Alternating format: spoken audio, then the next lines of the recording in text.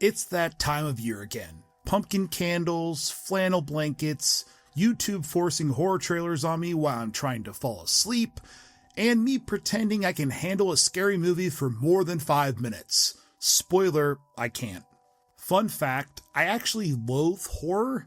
If it jumps, screeches, or bleeds on purpose, I'm out. But you know what show got horror right?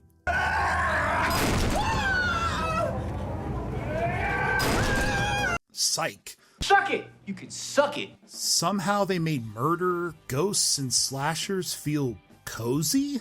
Oh no, what is that? Why are you doing that? Psych has always been one of my go-to comfort shows. That perfect blend of procedural mystery and buddy comedy. Mama! Mama!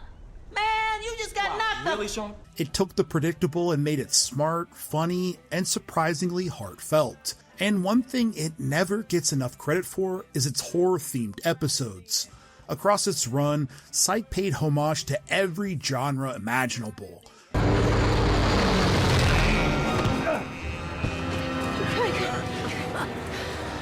Arrest that fat kid.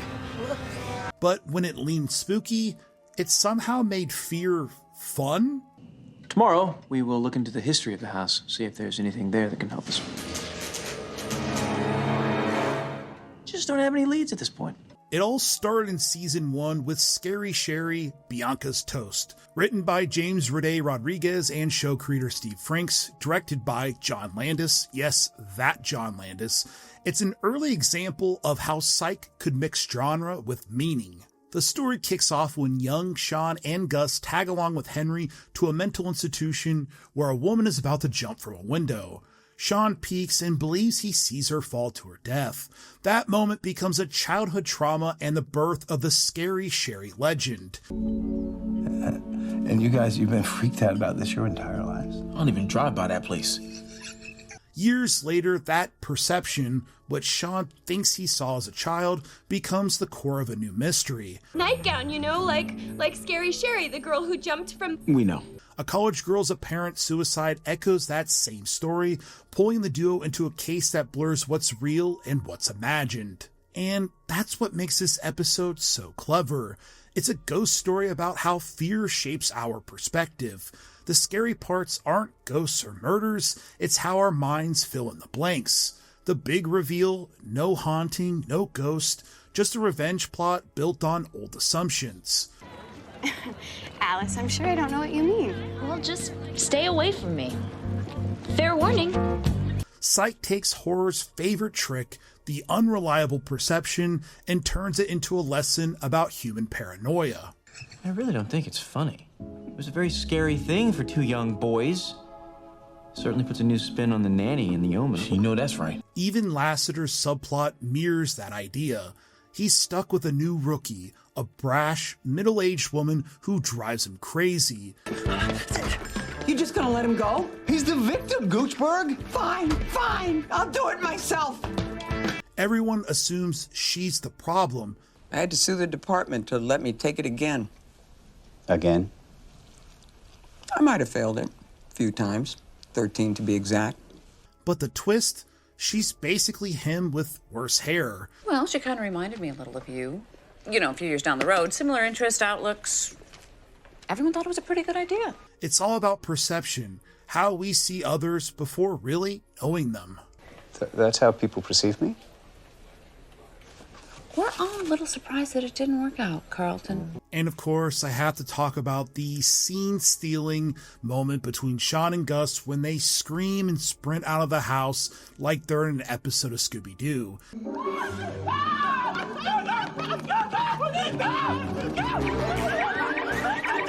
It's terrified realism, and it gets me every time. It's so damn funny.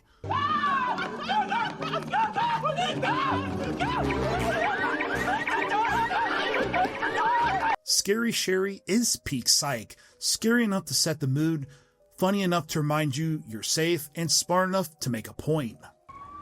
Oh no. Gus! If Scary Sherry is about perception, I told him you probably wouldn't show. Well, maybe you misjudged me. Tuesday the 17th is all about closure. Last looks, Gus. It'll be a cold day in hell before we I'm sorry I ditched you and made a piñata with Jason Cunningham. Learning to let go of the past. Written again by Roday and Franks, directed by Roday this time, it's a full-on Friday the 13th homage. Sean and Gus return to Camp Tikihama to help an old friend reopen the place, and naturally, people start disappearing. It's got everything: the fog, the cabins, and the mystery killer in the woods. But underneath the typical slasher setup, the theme is letting bygones be bygones. Everyone at the camp is haunted by something: old rivalries, broken friendships, memories they can't shake. Even Lassiter's subplot, where he finally signs his divorce papers, mirrors that same idea of moving on. But I'm going to let you go, because that's what you want. It's not as emotionally sharp as Scary Sherry, but it's dripping with atmosphere.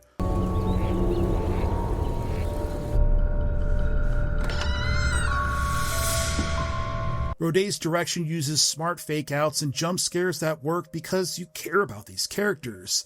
And once again, Jules quietly steals scenes, calm, confident, and reminding everyone she's the badass of the show when you need it.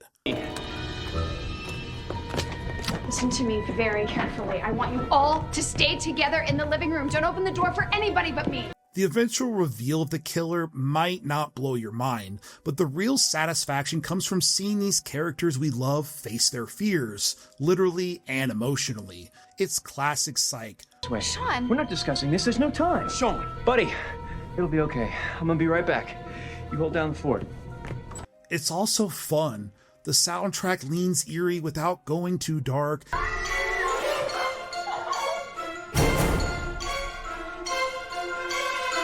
And the jokes land even as the tension throughout the episode builds. My name is Sean Spencer. I'm a psychic. This is my partner, Lumpkin. My name is Gus, but you can call me Slicks. Slicks? It's one of the few episodes that actually feels spooky. Yet, of course, in typical Psych, leaves you smiling. Sean, are you hiding in that closet? No, I'm not. That's a negative. And Psych, for the type of show it was, did something rare. It made horror human. Scary Sherry showed that what we think we see can scare us more than what's real. Tuesday the 17th reminded us that sometimes the only way past fear is to stop clinging to old ghosts, literal or emotional. For a show built on jokes and pineapple references, Psych had a real keen insight about why we love to be scared in the first place. I'm just telling you what I know. I'm not a horror guy, and I never have been, but if you tell me the good guys win, the jokes land, You're killing all of my jujubes.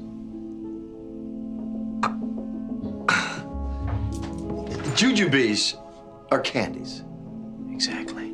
and the scariest thing is your own imagination, yeah, that's my kind of Halloween. So if you're in the mood to revisit Psych this spooky season and you want something safe, start with these two incredible episodes. They're clever, funny, and surprisingly wise. Sometimes, Sean, the answer is right in front of your eyes. You just need to choose to see it. And you know what? If you'd like me to go deeper into Psych and maybe rank all the seasons or explore some hidden gems, let me know down in the comments below. I would rather fall in love with a vegan. That's fair. Alright, tots, I'm off to turn on every single light in the house. I'll see you guys on the next one.